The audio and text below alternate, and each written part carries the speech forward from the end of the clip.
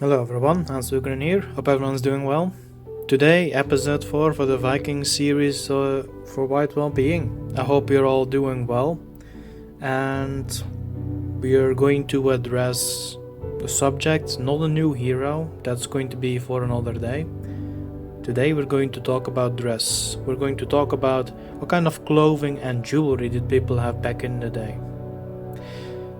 Now, to begin with, real quickly, back in the day, the Vikings, it is an era that spans over many centuries.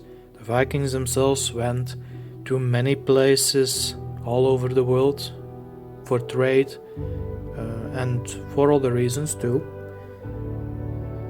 So they came across a lot of clothing, a lot of materials, a lot of dyes.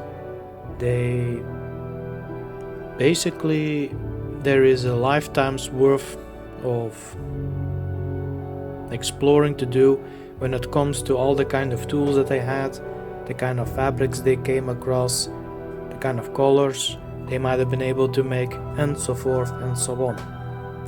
What I will do is give the basics, and then for those who are interested in it, it is up to you to go look out for more by yourselves. I will revisit this topic at some point, but by all means, don't wait for me and go out there if it truly interests you and go look up something for yourself. Okay? So let's begin. First and foremost, let us have a look at the materials. The most common materials that were used for clothing are wool, fur, leather, and linen. Wool, leather and fur are from animal sources, of course. It is uncertain, perhaps, that back in the day people already knew how to shear sheep. I want to add that it is more than likely that people waited for their sheep to let the wool drop from the animal, usually during spring, when animals get a new fur coat and all of that. Why is that important for me to bring up? Perhaps there are a few tailors out there for whom this is important. For those who like to produce thread and cloth, maybe that is important. I am not a professional tailor myself, but there you go. There is that little tidbit of information that might have made all the difference for you in making cloth that is helpful to you or may fall apart, who can say. So, which kind of sheep would they have had back in the day? It is important to keep in mind that there are several kinds of animals that are extinct now that were still alive back then. Now, I found 2 species of sheep, or 2 races of sheep, depends on how you want to look at it, that are still around today, that were also around back in the day. I'll try to pronounce to the best of my ability. You have the Scandinavian Gutefår sheep, and then you have the imported Manx Lawton sheep, which comes from the Isle of Man originally. Any animal with thick and warm fur could be a source for the material, of course. Think of wolves, bears, however, maybe even wisents. Do you know what a wisent is? Look up wisent, or perhaps even European bison. You may come across some interesting information there. Now I must add that the wearing of fur was perhaps not as common anymore back in the day. Usually the clothing that people would wear as the norm would be more than likely have been linen or wool clothing. Fur, why is that less likely? It's because there is actually very little found about fur clothing, and it has to be said, fur is quite difficult to come by. It might have been that there might have been families of hunters, and most of their clothing would consist of the material, but that would be the exception from common understanding today of how our ancestors dressed. And perhaps a little bit of an aside, to wear fur you have to wear the pelt on the inside, not on the outside like they would show in the movies, cartoons, sometimes even artworks. It looks prettier when you wear it on the outside perhaps, but that is not how you keep very warm wearing it. A little, but not as much as if you would do it the other way around. An interesting survival tip for you there, for those who like to go in the woods by themselves. And then of course we have leather. Now my humble expectation is that leather might have most likely been gotten from their cattle. So the animals they kept on their farms. Which animals might those have been? Well, predominantly domesticated auroch, which is again an extinct animal, but our modern day cows are descendants from this animal. And then there are of course pigs. They did have pigs. So most likely most leather would come from cow or pig, if you will. Then of course what is all of that for? We'll get into that later. And then the next bit is linen. Now linen is a fabric that is made from flax, a kind of plant that you can find growing throughout Western Europe, or Europe in general, and maybe even the world as a whole. The interesting part about flax is that the process, how it is woven into fabric, can have many different results. Some flax will be thicker, some will be softer, other variants will be tougher, and so forth and so on. There is a whole lot you can do with that. That is very interesting. It's also very interesting how our ancestors found that out somehow. We do not know who is behind it, but we do know that they knew how to make such materials already. And that in and of itself could open up a whole other string of interesting questions about our ancestors. Predominantly perhaps that they were actually quite smart and they had an attentful eye to the world around them. They knew how to observe very well and how to work materials. There are several kinds of metals, the earth itself being the source, you might say, metals that our ancestors wore. Two examples that I'll bring up now: silver and bronze. And we're gonna leave it there for now, and I will come back to that in a moment. Now, if you want to take a break at this point, I will not hold it against you. However, I'm going to continue, so pause the video if you please, otherwise, just keep on listening. I'm going on at any rate. Some of us, most of us, may realize that Europe is quite a lovely continent. However, Europe's breath, the chill wind, can be a little bit cold throughout most of the year. And the sky is often pregnant with rain clouds and snow clouds alike, depending on the season. So, what do our ancestors do? What do we still do today? Well, we are smart people. We dress up to compete against that rain, that cold, that wind. We shelter ourselves, and how did we go about that, you may ask? Well, just tossing on a jacket over your t-shirt or whatever it will be. You might say, well, it's that simple, right? When you go look at how the way our ancestors wore their clothing, there is a little bit of a system to it, a layer system, you might say. And it is perhaps interesting to keep in mind is that the more layers of clothing that you put on yourself, and it seems perhaps obvious, well, the better you are sheltered from the elements. Just make sure that you don't shelter yourself too much too often. You should still train your personal toughness, no? Anyways, let's continue. So what I'll do now is I'll go into the different layers that our ancestors wore, And from there on, we'll see where it goes. Yeah. First and foremost, our ancestors, did they have underwear? Which would be the first layer, of course. Did they have underwear? We cannot actually say, because we have never found any boxer shorts, you might say. Never found any bras for the women. Simply not a thing. Does it mean that they absolutely were nothing at all? Some may not, others might have though. Well, what would it have been then?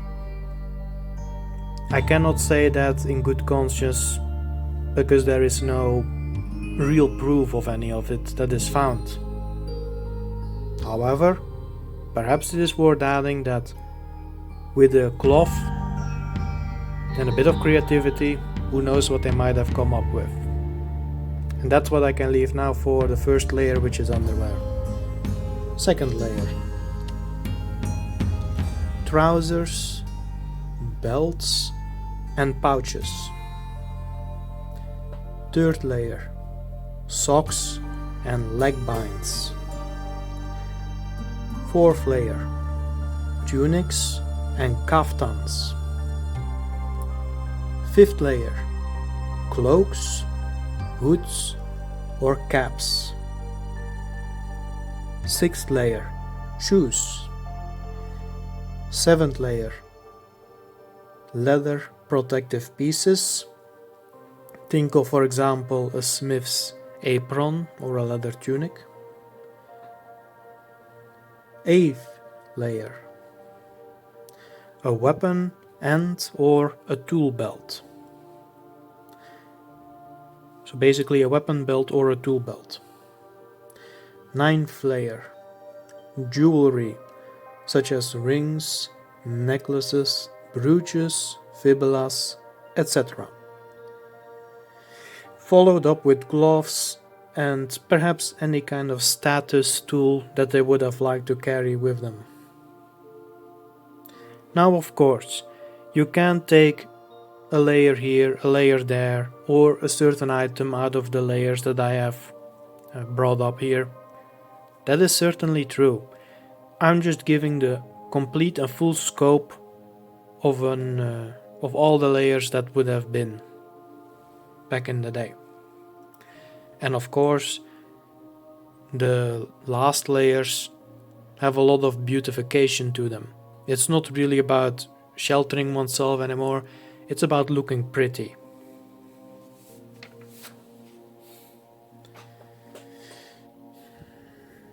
So, now that we've touched a little bit upon beautification, fashion, if you will, the ancestors dressed beautifully, and provided they could afford it, depending on the environment, they could also express culture slightly differently. Now, what does that mean? Well, the Vikings are not a singular culture. They are not a single people. They all are from the same blood. They all share the same biospirit. But there are just different subgroups, different tribes of Vikings, you might say.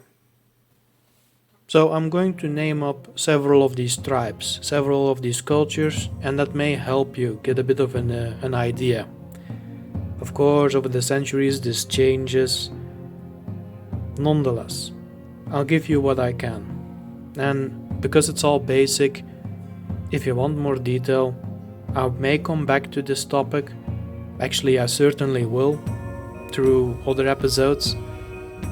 But don't wait for me. If you want to know more, go and look. Okay, so the main groups that I want to name. You have the Danes, the Norwegians, you have the Swedes, and you have the Rus. There are perhaps also some honorable mentions I should go through, such as the Icelanders, the Faroe Islanders, and perhaps even the Frisians and Saxons. However, we will stick with the four main groups from around Scandinavia or Scandinavia itself, adding Russia too. because that's actually historically very important as far as Viking travel goes. Now, to keep in mind, there is plenty of overlap. When you would look at the Dane or you would look at the Rus, when it comes down to it, if you would look at their clothing, the way they dressed, you would find the similarities rather easy to find. It's not really that enormously different from one another. There is a certain core that remains, that still speaks of, yeah, we come from Scandinavia. With that said, if you would look at a map, if you can find a map that has Denmark, Scandinavia, and then all the way to Russia in there, you will see, and I will depict this on the screen, different cultural expressions of that core that remains present, if that makes sense. For example, the more you remain near Denmark, the more common in size the clothing remains. Actually, rather simple, if you will. The trousers were closer to the legs, not as puffy.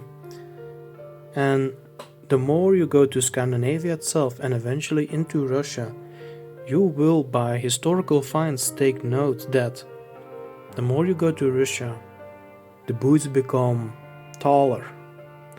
The jackets, if you will, the tunics become longer. Trousers no longer stick to the leg. They become a bit puffy. There goes a lot of fabric into clothing the more you go to Russian territory. And then there is of course a thing to be said that the more you go to Denmark, the more you see influences from England, Ireland, Scotland, well, modern day Ireland and Scotland of course, and England. I am still speaking about the Saxons and the varying tribes that lived where, you know, of course now today you have Scotland and Ireland.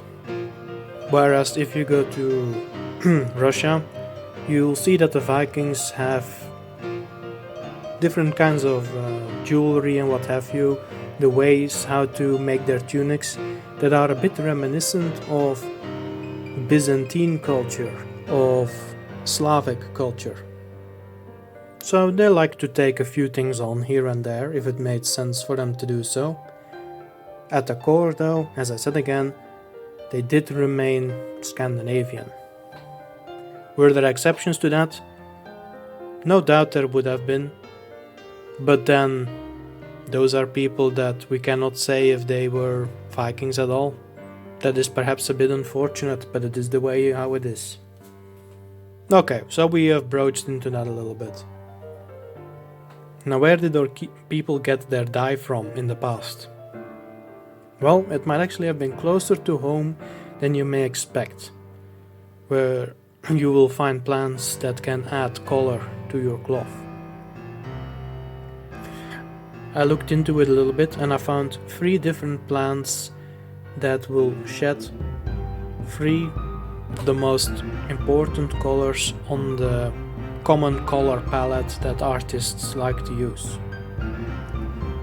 I'll also add the Latin names, so you can look it up yourself more easily, hopefully.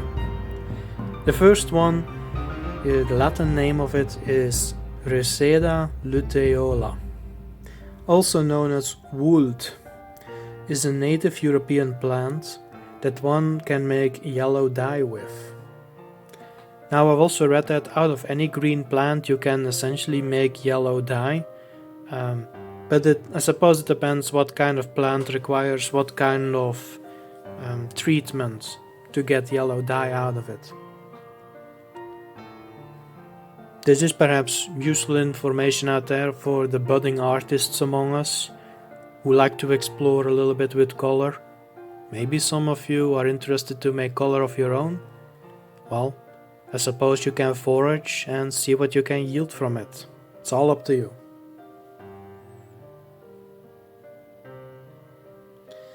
The second plant is Isatis tinctoria, a Mediterranean plant. So think of Spain, Italy, Greece, and those countries. Now, of course, apparently there are also variants of this plant in Western Europe too. This plant, from this one, you can extract the color blue. And then there is the third one, and I'll do my best to pronounce it as clearly as I can.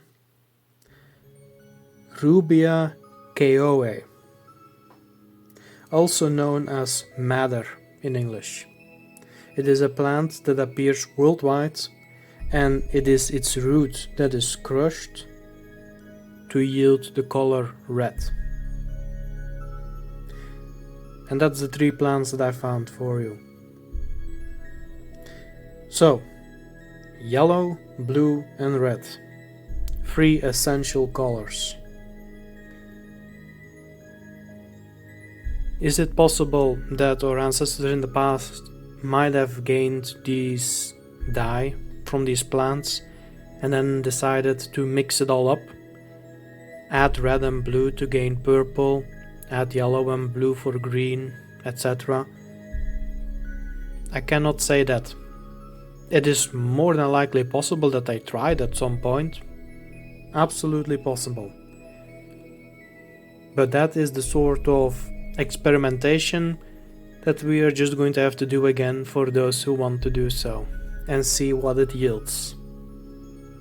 I'm certain that whatever the result is going to be, it's going to be very interesting.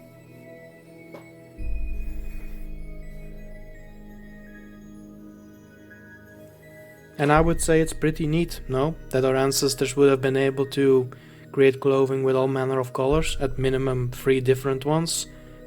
4, I suppose, if you want to just add white from the wool itself, the linen itself. And keep in mind, if you ever watch a movie or a cartoon or a painting and you see our ancestors depicted in drab, browns and beige, and it's covered in muck and it's all unpleasant looking and dark, remember to say to people, hey, our ancestors knew how to make colored clothing, you know. That's not a fair representation. Be sure to show off what you know to people, okay? Alright. Now, I've also addressed ornaments before. In the next bit, I will address what sorts they had and the materials they were made from. The most typical and ancient form of an ornament would be a necklace. Could have been made from simple rope with precious stones and talismans, or rings from precious metals. There are arm braces or rings, cloak pins, fibulas, and general status items or decorated items. The materials could be anything: wood, stone, bone, gem, gold, silver, bronze, iron, amber, tin, copper, and so forth. If it was available to our people, the chance that these materials were also used for ornamentation or beautification to our dress back in the day, then they probably had at least a few do so. Just as certainly as you have friends around today who wear all kinds of necklaces and earrings and what have you. Now, the purpose of wearing ornaments. The reasons can be plenty. However, usually ornaments, either they are very personal to the person in question that wears it, or they are socially focused. And I want to go into the socially focused. The most precious ornament is the one that is given by another out of care or consideration. For example, a woman giving her man a talisman to remember she thinks of him as he is about to go on a voyage. A friend that crafts another man a decorated belt because he just likes him that much, and perhaps he thinks his friend could really do looking a whole lot better. How about two ladies that make one another necklaces because it complements their natural beauty and it symbolizes their bond? It could be a man that chooses to wear a Thor hammer, a Mjolnir, to display he is loyal to his own people. It can also be that it is a smith who decides to make a beautifully adorned belt, if you will, or a helmet or whatever it will be, to show off his skill, by which he will say to everyone else, hey, look what I can do. You may want to come to me if you want to have beautiful things made. Makes sense, right?